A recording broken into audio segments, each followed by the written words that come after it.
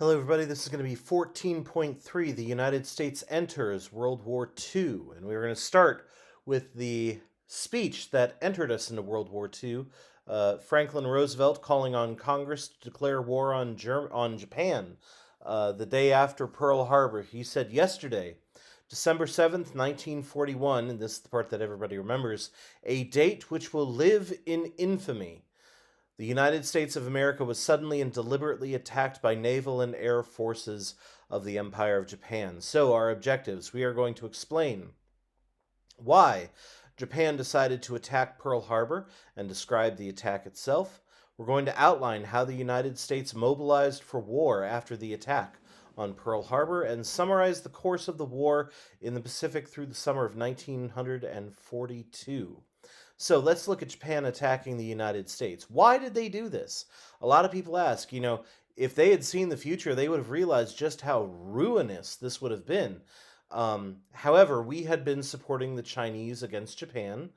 We had also been cutting off supplies of materials that they needed, like rubber and oil and metal. They are an island that did not have any of those, and so they desperately needed them. And so when we cut them off, that was a huge impact on them. We also had some important areas in the Pacific, like Guam and the Philippines. And if you read that speech of FDR's in its entirety, they did not just attack um, Pearl Harbor, they attacked throughout the Pacific as well. So the new Prime Minister, Hideki Tojo, said he was trying to keep us neutral for as long as possible, or at least trying to delay us from getting into the war. However, he couldn't do it forever. We were actually still in negotiations with Japan on December 7th, trying to stay out of the war, when they attacked our naval base at Pearl Harbor in Hawaii. It was a sneak attack.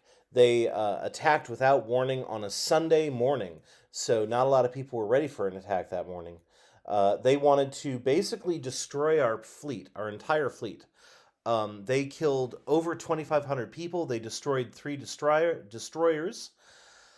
And it was a devastating attack. It was a terrible attack. It was so bad that we didn't even give out the full number count for years. However, and this is a big however, it could have been worse.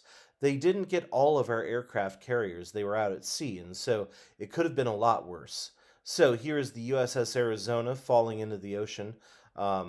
We actually see, if you go to Pearl Harbor, you can see the USS Arizona. It sank in shallow water, and so it is still there and is still leaking oil up to this day. So, after Japan attacked, there was no doubt that we were getting into this war. Roosevelt went to Congress, and Congress said yes. All of them said yes, except for one person uh, who was a pacifist from Montana. Her name's escaping me right now. Jeanette. I can't remember her. Jeanette. Anyway, we ended up signing a treaty with England and Russia. Russia, by this time, had been sneak attacked by Germany, and so they were on our side now, even if they didn't like us too much, the enemy of my enemy. And the war really unified the nation. A lot of the America Firsters, like Charles Lindbergh, very quickly joined the war effort. And you see this. Lindbergh actually jumped in feet first, became a combat pilot during this time. So here is Roosevelt asking Congress to declare war. And here is Hitler invading Russia in cartoon form. Forgive me, Conrad, but it seemed such a good opportunity.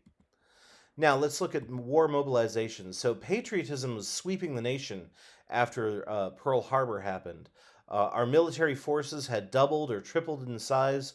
Many of the new recruits coming were volunteers who were so angered by Pearl Harbor. We see different races and ethnicities signing up or being drafted, even though the military was still segregated. We even see women getting involved, even though they weren't allowed to fight. They joined the Women's Army Corps. They were workers, drivers, secretaries, nurses, and especially workers in the factories during the war. So here are just some of the examples of places where women could join. You see a lot of recruiting posters during World War II as well. So during this time, suddenly our production was through the roof thanks to the war. So that pretty much ended the Great Depression. America was creating, planes and ships and tanks and guns and products for the war at a remarkable rate. Pretty much all non-military production quit at this point. There was no more, cars being made, for instance. You cannot buy a 1942 Ford. Uh, Ford was making tanks, not cars, and people went without and rationed their food just like they did back in the World War One era. Women are also being called to work in the factories during this time, as we know from the famous Rosie the Riveter. Now, let's look at a couple things. Let's look at the War in the Pacific in 1941, first of all. Uh, Very quickly after Pearl Harbor, Japan attacked Guam, they attacked the Philippines. General Douglas MacArthur, who was the commanding officer in the Philippines, had to fall back until basically he eventually had to retreat. Most of his men were captured, and about 70,000 American and Filipino troops were forced by the Japanese on what was called the Bataan Death March through the jungle to the Bataan prison camp in the Philippines. About 7,000 men died from the heat, from the mosquitoes, and from being straight up killed by the Japanese. The Japanese did not believe in surrender. And so when the Americans surrendered, they saw that as a sign of cowardice. So here's Douglas MacArthur, who said, I came through and I shall return. This was him retreating to the Philippines. And he actually did return to the Philippines. And as he landed, he announced, I have returned. So here are Americans carrying the dead and the dying and the sick and the wounded on the Bataan Death March. America went as quickly as we could to strike back. It took a couple months, but we had to, build an army and a navy before we could use it. But our fighters very quickly flew in and did things like we bombed Tokyo, we bombed other areas. We were able to stop the Japanese from advancing on Australia at the Battle of the Coral Sea, which was a battle at sea between planes, not between ships. Due to this, the Japanese called off their invasion of Australia. So here are the Flying Tigers, a group of American volunteer pilots who fought during World War II. We will look at more battles in the next section.